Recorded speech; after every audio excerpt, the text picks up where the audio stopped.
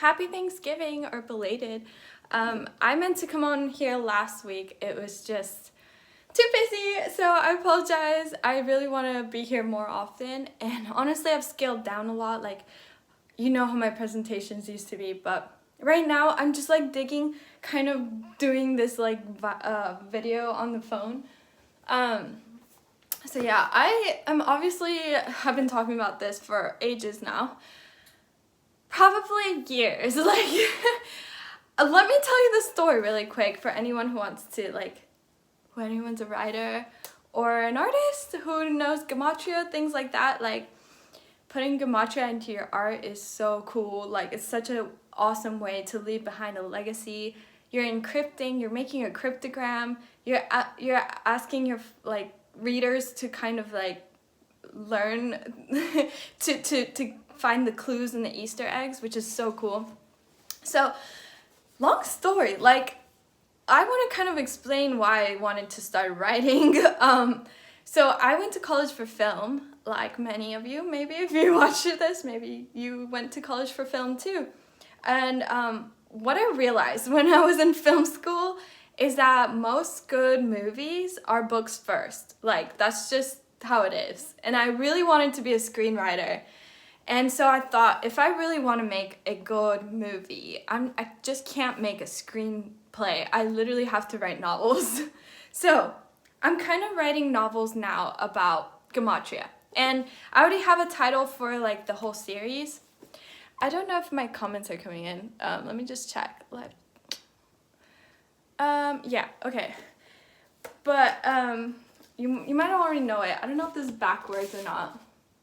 Yeah, I think it's reflected backwards, sorry. But it says Mortal Lust. And the way I come up with this is because I'm heavily into reincarnation. And I think that through Gematria, you can learn a lot about your past self. And so that's kind of like the premise of the novels.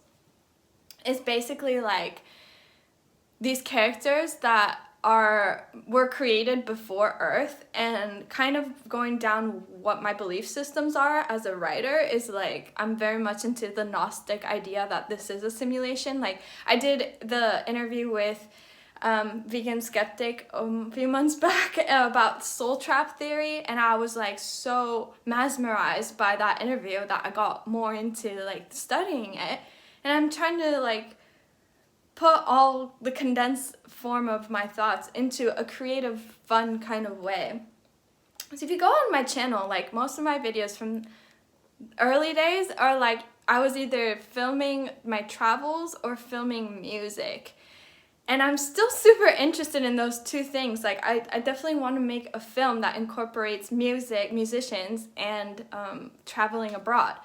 So this kind of like, why I, like, started to get into film anyway was because I was living in China, and like, I had grown up in all these different countries, because every 3 years I moved. Even in the States, I've been to, like, several states or whatnot. So that kind of, like, made me have this fondness for the whole, like, world and the cultures and stuff. So what I'm doing, I know I have my own belief system, and I'm gonna write my main characters into my belief system, which is they're gonna be Gnostic gods that reincarnate as mortals. So that's why it's called Mortal Lust. I'll get to the lust in a second, but that's why it starts with mortal, is because it's about, like, the suffering of being a mortal, but through the lens of a god, who, obviously, gods are immortal. So they're just temporarily mortal in my story. But basically, my Gnostic gods are going to meet with other gods from other pantheons around the world, kind of to have this huge discussion about creationism, and obviously a bunch of Gematria involved. So the lust part, this word has been stuck to me for 10 years now, at least. I remember thinking about, I want to make a movie with this word lust in it since college. And my first screenplay was called something like Super Lustrous. I'm pretty sure that's what it was called, Super Lustrous. It was about kind of like the mania that comes with a bipolar disorder. It was just like, you know, like when you, I don't know, like I have experience with people who have been bipolar, and they try to diagnose me with bipolar, but I kind of like talked my way out of it, and I don't really believe in labels like from the medical establishment, especially in the world, in the prison that we live in, and all the psyops going on. They're gonna try to tell us that we're bipolar anyway. But there is a certain type of feeling from that, which is mania, and mania is like lust to me. Lust and mania is very similar to me. It's like wanting everything in the world. But so I like really thought about the idea, and someone commented something quite funny. I'm not gonna repeat it, but you know who you are. Thanks for that comment, because honestly, I grew up writing what do you call it, spin-offs. Like I read the whole Harry Potter series growing up, and I would write fan fiction. That's what it's called. And you know, 50 Shades of Grey first started out as a fan fiction. So yeah, my fan fiction back in the day started out kind of like exploring the ideas of lust when I was very, very young. And that's why I gravitate so much to Lilith, the goddess. And Lilith is going to be like the main character of this book. And I really love Lord of the Rings as well. So I think Lord of the Rings did an amazing job with the topic of lust, because obviously the one ring to rule them all is like the most lust in the world that you would ever want, right? But I kind of want to portray lust in a positive light, in the sense that a lot of people are very stagnant in their lives. They don't have any lust. And I would almost say lust is almost more powerful than love. Because you can love your significant other, but you can love them forever. Even if they do wrong things, even if they do mean things to you, you can still love them. But do you have lust for someone who was mean to you? Do you have lust for someone who acted wrong? No. Your lust fades when people treat you wrong. And so I think it's so important to have lust in your relationships. And I think people typically give it like, they have this stigma around it. So I've always been like pretty open-minded. You know me, I really love, speaking of Jimi Hendrix and John Lennon and stuff, they're gonna be in my novels too. Like, the first novel is gonna be before Earth was created. The second novel is gonna be like the early eras up until like the 1800s. The third book is gonna be like 1900s, so I'm gonna put like all the like Woodstock, like 1960s, all that like fun stuff into that third book. And the fourth book is gonna be in the future. So yeah, it's kind of like I don't know, like all movies are like that in a way. But I think what I'm getting at is that like I've always had, because I value like these musicians, they had crazy rock star lifestyles. And I think like in this day and age, rock and roll is kind of dead. Like people are afraid of you for doing rock and roll things. Musicians are not speaking out anymore. They don't stand for anything. It's not rock and roll if you don't stand for anything. And so I really hope that through this series I can like portray lust in a good light. Like to have that means you're not gonna sit down. To have lust in your life and like want to push forward, it means that you are so passionate about something that's what you're dedicating your life to. And so many people have lost their lust in life. Absolutely. Like we call them zombies and sheep, and because they're so comfortable living in a world and where there's so many problems, and there's diffusion of responsibility where like they point fingers at everybody else when you need to be doing the inner work yourself. So that's a huge thing. But I am having a bit of a like writer's block. I think I've seen some like interviews now with the writer of the Harry Potter series, and she was like, you gotta organize your life. Like you literally have to plan the chapter you're gonna write instead of free writing. And my whole life I've just been doing free writing. Like I would just like, okay, I have an idea, I'll just start. But now what I'm gonna do is like this is my New Year's resolution, is a constructed plan to get this done. Why? Who knows why? It's just my personal like enjoyment. Like if you guys find it interesting, I would love that. And to be honest, like all my friends are gonna be in these novels. Yes, even Zach's gonna be in this novel, and he's gonna be a villain for sure. Like one of the last videos I've done, not that I've done, but on this channel, like I'm known for having interviewed Chester Bennington from Linkin Park and Mike Shinoda, as well as Jared Leto of 30 Seconds to Mars. Like that's my claim to fame in my career as a videographer. Having interviewed those people with a camera was amazing, like so cool.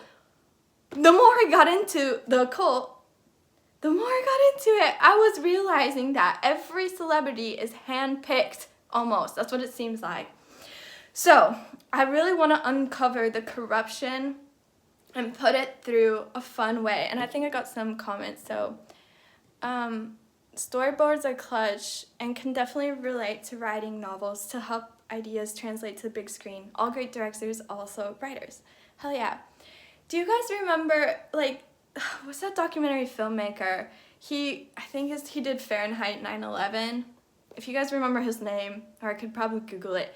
But he always was like, in the blockbusters, you would always see his like VHSs, his documentaries. What was his name? Oh my god, he's so famous. But he kind of did like the expose of like the 9/11 but the thing is he's controlled op too, so he's only gatekeeping like certain truths. So while I do want to continue doing documentaries, yeah, Michael Moore, thank you, hell yeah. Good, yeah, exactly. Michael Moore is very inspiring, but at the same time it's like, oh my god, he's so controlled. Well, they all are. They're like Alex Jones level. It's so annoying. So like I tried so hard to push a documentary and about Gematria, right? But nobody was wanting to talk, literally because Zach went AWOL. Like he went wild, crazy. The things that he said should be illegal. It should not be said on YouTube, especially. So that kind of like really brought because Zach was also friends with I don't know, maybe he still watches my videos if you're here, but Jeff Young, who used to be in Megadeth, right? And Jeff Young was talking to me about the same things, about like how all the music industry is controlled, how if you don't do certain Masonic hand signals, you're not gonna get further. I'm like, why isn't this in a movie still? So yeah, and like I think a big part of like I wanted to be that Michael Moore type of person, documentary artist, but when I started figuring out that all of these people I wanted to interview are controlled op, I'm like, what's left for me to, they're not gonna, there's no way in hell they're gonna accept a documentary from some organic creator because they can't. Everything is to the T scripted for them, right? So when I kind of realized that my documentary journey is kind of at a loss now, I'm like, this is the way to go. Like, I'm just gonna write books, fiction novels at that, because I think it's a much more fun, lighthearted way to get people interested in Gematria. Because you can decode all you want, but a lot of people are afraid of like decoding the news.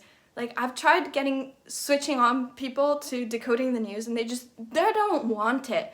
But if you go on the other angle of like William Shakespeare, Sir Francis Bacon, King James used to do cryptography, the Queen Elizabeth I, like these are all known super famous cryptographers. They all knew ordinal Gematria. Like if you go down that angle, I think people will start to click onto it more like, oh, it's like a historical asset, or like all these famous people used to do it. Kind of like that.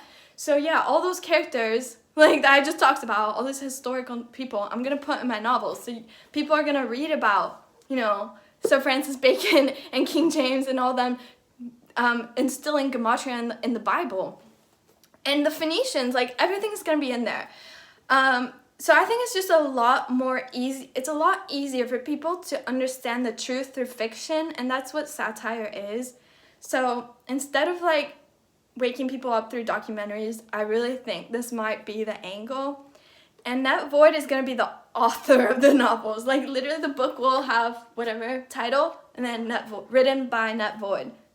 That's why I want my channel to be. Like, I really want to go more towards being an encoder, like encoding Gematria into words, so people have a puzzle to kind of learn from. But yeah, enough about me. Like, what do you guys think? Are you like also interested? Like, besides who would be my publisher, right? Like, who would publish my books? Like, you'd gotta be insane to be like, oh yeah, like I'm gonna publish. No, like every freaking like book publisher is also controlled. The CEOs of the book publisher are gonna look at my book and be like, we can't publish that, right? So definitely self-publish. But since I have Cyphers as like kind of like a parent brand to NetVoid, I really want to open up a Cyphers store where we sell art and commission everyone who has a product to sell. So it's like a huge warehouse almost, or just a bookstore, I don't know. So anyone who has a book written about Gematria, either fiction, basically like a place where we can publish things without CEOs or higher ups being like, we can't publish this, you know? Because I know I'm gonna run into that for sure, and especially if I try to take it into a movie. Like, no way. Like, movies are so expensive to make. Like, 10K, 20K, 30K, no. You need like 200, 500K, like $1 million to make a movie, because you gotta pay all the actors, you gotta do all the set design, all the editors. It's just an insane amount of money to make movies. So they would never risk, a production company would never risk working with me, because it's got Gematria, it has all these historical people showing like that they do Gematria. It just would never go. So that's the only like kind of way that I'm thinking, all right, have Cyphers be a store. Now beyond that, it sounds so commercial to kind of say that. And I will answer your message really quick. So that I will make a new next video, because I have many hats. I love doing different things. A lot of you who are artists love different forms of art. Like, there's no one channel that keeps you happy, right? So not only am I writing books, not only am I running a company hoping to expand it, not only am I a musician, I'm also trying to develop with other coders. I don't code, but I am a very good visionary, so I can envision things and tell people, can you do this? Pay them to do that, things like that. So in the future, I also want to commission an insane manifestation calculator using Gematria, astrology, tarot, Akashic records knowledge. So you know how all the calculators right now are separated by the occult? Like, you gotta log on to a Gematria calculator to do Gematria. You gotta log on to Astro to do Astro. Why is it not all compiled into one? You literally cannot learn everything you want about yourself just by doing Gematria. No, you gotta do everything, right? You gotta do your astrology, your tarot. There's so many more modalities you gotta do. Akashic records is one of my favorites, and I've done a video on here before. Why? Because it's like the channeling. It's like your sixth sense, your collective consciousness power to log into the records of humanity and try to find out more about yourself spiritually. So I really love that. And there's very certain tricks that you can do with that. So I think there's a really cool way to incorporate all of that. I've just got to design it. So that will be free. When I'm like, oh yeah, I want to sell books and blah, blah, blah. Sure, it's really not about the money. It's really about getting people interested in Gematria. And then following up with, hey, do you want this free calculator that can manifest your life? Wow, cool book, but do you want a calculator? You know what I mean? So it's not like I hate being a shady salesman about anything with art. I think it's so faux pas, like done. Like, no. I also just disagree with capitalism, absolutely. And like, they're hiding free energy from us, so they're forcing us to pay for electricity.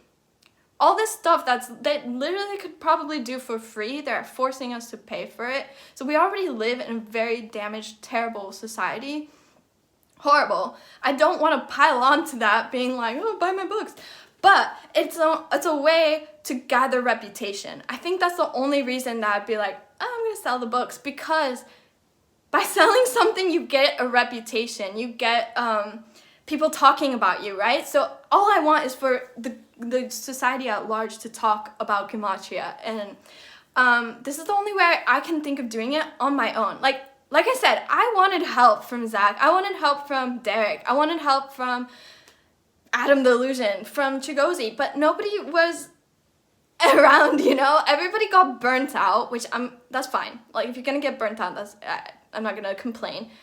But we did have like ideas in place, and we never followed it through, especially with the documentary. So it's kind of like I have to figure out how to do this all on my own. And obviously Zach is not burnt out, he's just controlled off. So he's being paid, I am pretty sure he's being paid to do all that ruckus. And it's like, I cannot believe this is the world we live in, where most of the people that could help change the world are controlled ops. So let me answer your comment. Sorry. 𝓬𝓪𝓵𝓬𝓾. Cool. Have you ever thought of doing personal Gematria decode similar to numerology? It's a niche that has not been filled in the community. So I have like dabbled in like astrology readings. I also have done a bit of Gematria name decoding, especially in relation to the Akashic records and comparing like past names, past countries, just anything that could kind of like point you in a direction of where you had your last past life. I've definitely done some of that. Do I charge for that? No, I never charge for that. Why? I think it should be free. Honestly, I definitely think this is why we're here on this planet. It's literally to help wake people up. So if I can charge you for a book that might entertain you, sure. But am I going to charge you for education and knowledge? No. No. I would point you in the direction of a calculator, and that's what I want to develop. Literally something. I think the biggest problem with this idea is literally data privacy. I would probably need to hire like so much data protection, but basically what you would do is like you type your name, your birthday.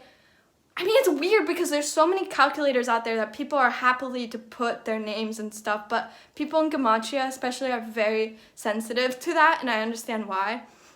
Not only could you get doxxed or get your information stolen, but if you say something that people disagree with, you can get like harassed, and it's terrible. And I agree with that. So if there's some way to put like a massive data protection over a website, and then people type in their name, type in their birthday, type in where they were born, basically like an astrology reading, but for Gematria. And then it like automatically generates all these lists of options of like what you might like or dislike, who your soulmate might be or not, or like things about your past life, all this stuff. I don't know. But yeah, that's where I think is like, I don't know, what do you guys think? Decode Your Reality. I am not a fan of Decode Your Reality. I know what you mean. I went on Decode Your Reality's website and they were charging a lot. A lot. I think they're controlled op too. I wouldn't be surprised. Just the way his demeanor, the way he's kind of very narcissistic, I'm just not about that. Your soulmate is Jesus. 𝓬𝓪𝓵𝓬𝓪𝓽𝓻 says, are you still on Discord with Dr. Savage? I left because nothing was happening. So I did write okay, to clear that up. I didn't really know that Dr. Savage has a lot going on with his life. Like, I'm pretty sure he's a parent and he has a lot of other things going on that it's like, okay, sorry. I did not realize. But yes, do I agree that something should still happen? Yeah. The last message I left Dr. Savage on his server was like, well, I know that you said, what he did was basically try to reach out all of us indie creators, and kind of get us interested. But from his feedback, when I kind of like challenged him, like, why hasn't anything happened? His feedback was like, well, nobody really like accepted the offer. And that's so shocking, but kind of makes sense because this Gematria community has a reputation for being like that, you know? So I left it to him saying like, look, I'm happy to go on a live stream with you. My Cyphers partner is happy to do it. If you can get other people, that's the most important. It's like we need more voices, so it's not just, you know, like, you know what I mean? So yeah, But what do you guys think? Like, how should we go about it? Because I don't know. I think my biggest problem was like with that server was 𝓢𝓹𝓪𝓀𝓪, who made amazing videos. Like, he's such a talented filmmaker. He made that video about Zach's numerology, the 666, when you sum all the ciphers up, all the ciphers of the 4 base in, was it Gematria effect or something? It equals 666, right? So he made a video on that, and that helped me wake up, like, for sure. Like, 𝓢𝓹𝓪𝓀𝓪 absolutely helped me, like, out of Stockholm Syndrome, like, make me realize that who I was supporting was a controlled op. But then suddenly on Dr. Savage's,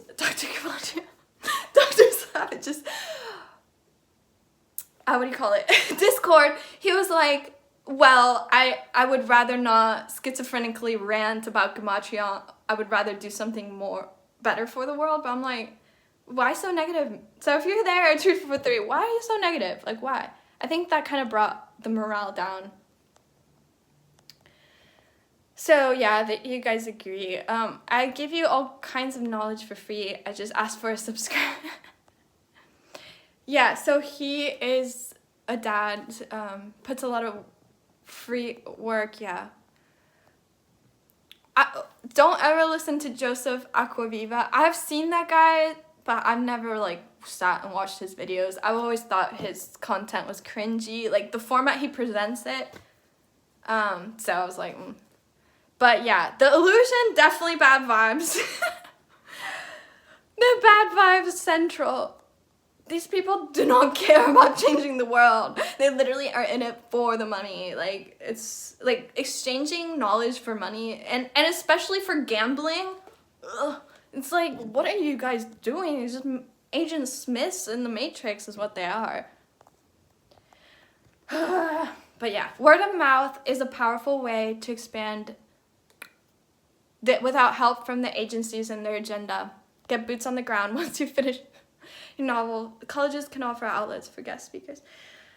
Pound the pavement. You know what shocked me the most? I'm gonna tell you guys about what shocked me the most about meeting Zach for the first time, and the last time, the only time I've ever met him.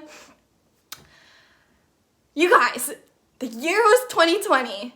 Kobe Bryant had just passed away. Somebody linked me Zach's video. I was like, whoa, I can't believe the government is killing all these people. I reach out to, I call on Zach's network. He's going on all his videos saying, summer 2020, come out to Seattle. We're gonna pound the pavement. You guys all gotta be there. I'm going, like, I live in Chicago, but fuck, I will go to Seattle. Like, hell yeah, let me go. I book a ticket. I meet him outside of Seattle University. Guess how many people were there? Guess how many people showed up? Drum roll. Just me. Literally. He had been advertising this pound the pavement in Seattle summer 2020 for months. Literally since January up until June. Where the was everyone? I asked Zach, like, aren't you from, like, this area? I think he's from Portland, but he's lived in, like, Washington State for ages, if not Seattle at some point.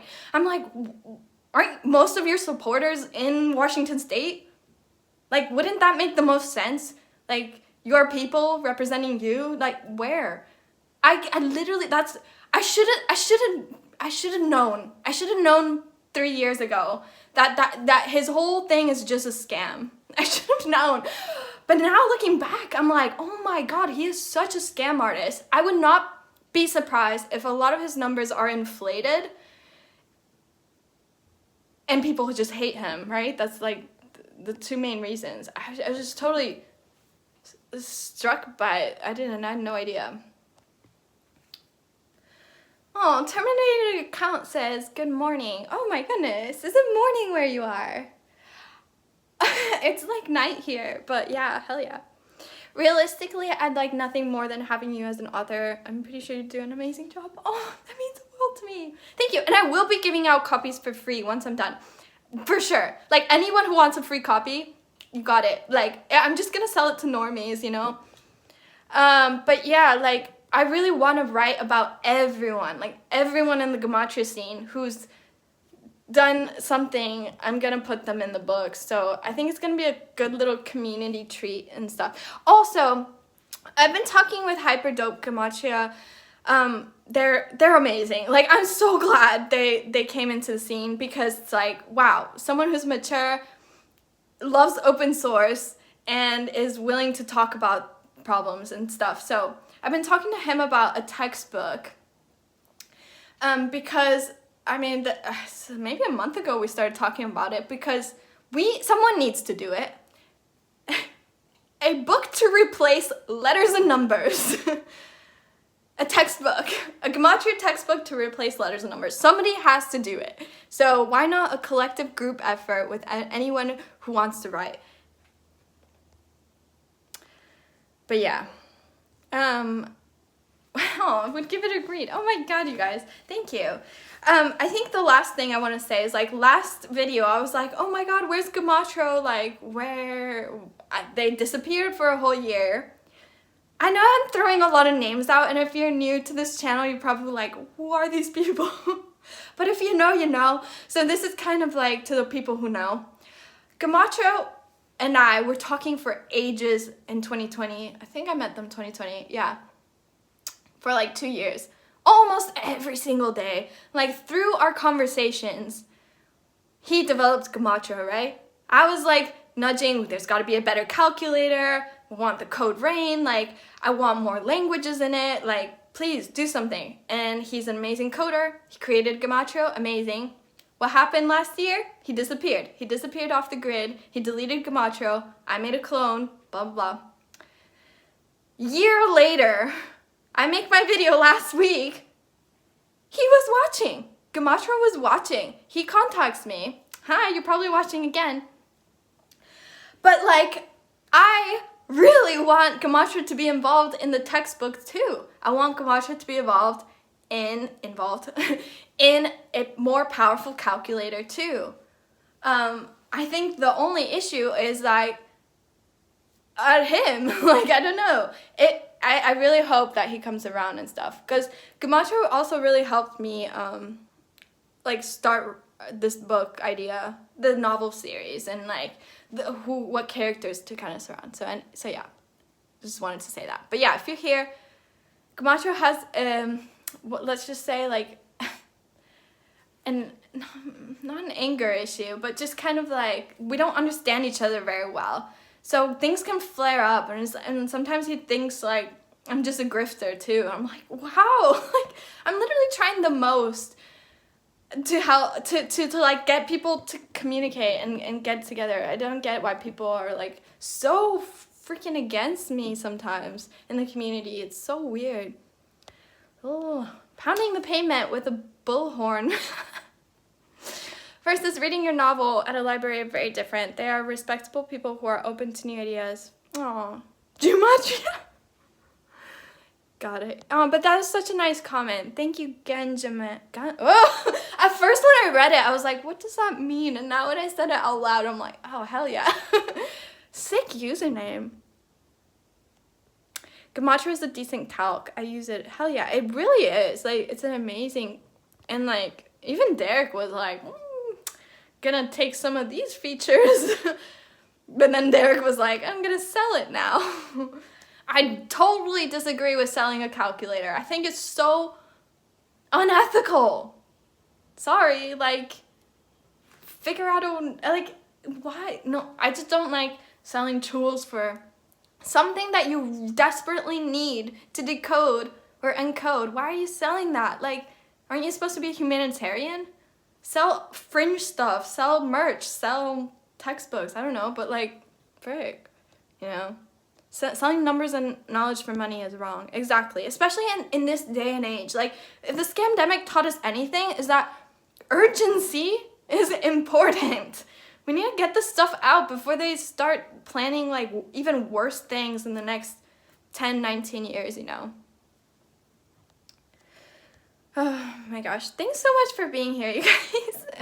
I have like a whole drawer here with books and stuff. I was almost like, do I want to show you guys? But oh, I don't know.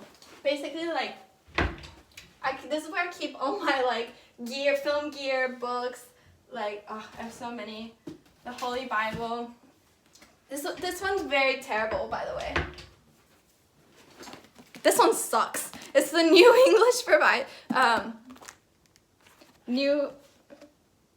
Revised Standard Version.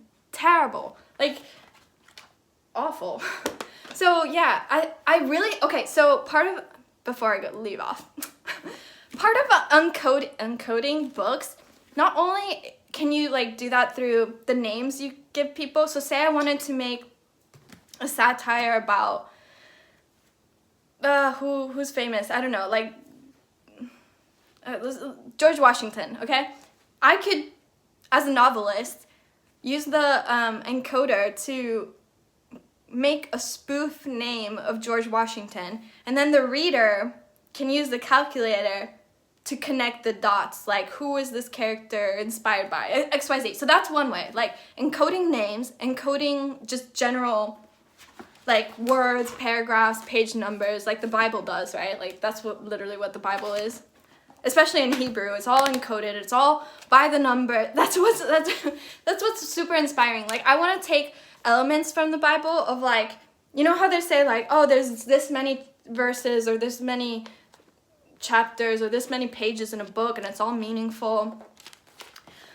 That's what I want to do. Like I think that's a very difficult skill to copy. Like you definitely have to know what the fuck you're on.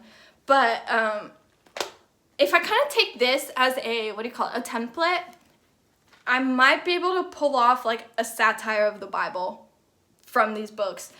Because, yeah, I mean, Gematria is all related to the Bible anyway, so if I'm not adding Bible lore in there, what's going on, you know? W. Smith is gone AWOL with his messages retracted. But yeah, we're gonna leave this this stream soon. But like, how are you guys? Last kind of like thoughts. Yeah, what are you guys up to? Like, what's your New Year's resolution? What do you want to provide for the world? Do you want to collaborate? Are you prefer to be a single solo entrepreneur? Also, what kind of like videos would you like? Because you know, part of like the lust thing is because like I think I grew up in a very interesting mindset that's quite different than most people. Like I'd say I'm much more spiritual than the average person when it comes to relationships. I can almost immediately sense like I've met someone in a past life. Like it just happened, like my first serious boyfriend in college, like we dated for 5 years. When I met him, like when I started like going on dates with him, I could definitely feel, and I was only like, what, 21, 22? And I was like, I think I've met you in a past life. Like, karma is so real, like it's insane. So maybe it's not true, maybe it's all BS, maybe it's all crazy, but so is Harry Potter. So am I not allowed to write about it and see what people think? Like, you know? So, yeah, part of like I would also say him, my ex-boyfriend taught me a lot about relationships, because I was very, very like naive. So through growing up with that relationship, I think I learned a lot, like, because we ended up being an open relationship in the last few years. It didn't work out, but it taught me a lot about humanity. Like, it really did. Because when I did go into that relationship, I was very very jealous, kind of almost like I couldn't accept that another human, my boyfriend, sorry, I'm going a bit haywire. I couldn't accept that my boyfriend might have crushes or might find other people attractive. And then I started to really think about it, and I went on a freaking deep dive on the internet about this. I started to look into why people started monogamous relationships, and one of the things was like, back in the day, so a lot of this is a history, it might be a botched history lesson too, drunk history. I think one of the historical things is that people were like communal tribes, right? So they kind of had like a sense of community, even in their relationships. You know, and then when war started to be a huge thing, it became profitable for the governments in like old tribes and stuff to force monogamy in a way or promote it, because if a soldier goes to war desiring a woman or having a woman at home, he is more likely to enlist in the army, go through battles, like die for your country kind of thing. That's what they found out. So they kind of threw that. I was like, oh my God. Like, I didn't know it had such a dark history, that like that's kind of something that kind of started the monogamy thing. And so even though I'm monogamous now, I felt like I went through a revolution kind of understanding that it's inherently a choice. It's not forced. It's not something that society, just because you're monogamous, and you know, it's something that was curated and you can choose to enjoy it or not, you know. But back then, I really thought that everyone should be monogamous. I didn't understand people with different like worldviews, blah blah blah. So when I was in an open relationship, I never did anything with anyone else. I had unrequited love, like when I was in an open relationship with my first real boyfriend. Meaning I had crushes on people, but it never ended up anywhere. But he did. He did have other affairs, whatever. But through that, I was able to kind of like just love people. And we're all fractions of God. We all are. We're all God. We're just different individuated forms of it. So I found it like very relieving to kind of go through that experience and be like, wow, like it's okay to love a lot of people. You know, it's okay to be polyamorous. So I kind of like identified that as like my soul. Like deep down, I think my soul accepts that. But in reality, in functionality, is a polyamorous relationship like good? No, not in this day and age. It's not. Like if you want to raise children, it's not good. So like the reality check kind of set in after that relationship, where I was like, it's not gonna work out. But because I went through that, I really want to write about it. Like I can write about it through my characters. I mean, they're all fictional, so who cares, right? I mean, that's what freaking all writers do. All writers make relationships up and do whatever they want with their characters. And that doesn't have to like come down on who they are as an author or a person, you know? So that's what I'm gonna do, is like these gods and stuff like that go through incarnated cycles. They're gonna have all these karmic relationships, kind of forgetting those after every death, coming back and then kind of pointing fingers like, wait, didn't I meet you in the last life? Like, how can we fix everything that's broken? But also just like the many loves that we have through each incarnation, because I always ask people this, and I think it's an interesting question. Like, if you're in a relationship now, is the person you're dating or married to, whatnot, are they the person or soul you want to keep incarnating in every single life? Like, are they your love for every lifetime? Because that's huge. And I really want to write about that. I want to write about souls, couples that ultimately either want to be with a lot of other souls, or the reverse side, finding their monogamous love that not only in this life, but the next life, next, they keep wanting to meet each other. And I don't think that's like really written about yet. So, but I've also not read that many books. But yeah, if you like Lord of the Rings, perhaps you like anime writing, a new manga for an anime would appeal to the resurgence of anime lovers. I see Gematrinator sprinkled in it from time to time. That's so interesting. So I love manga too, and a lot of the things I'm writing about is almost kind of impossible to film in reality, like, unless you have super good CGI and stuff. So I kind of thought, like, what if it is an animation at the end of the day?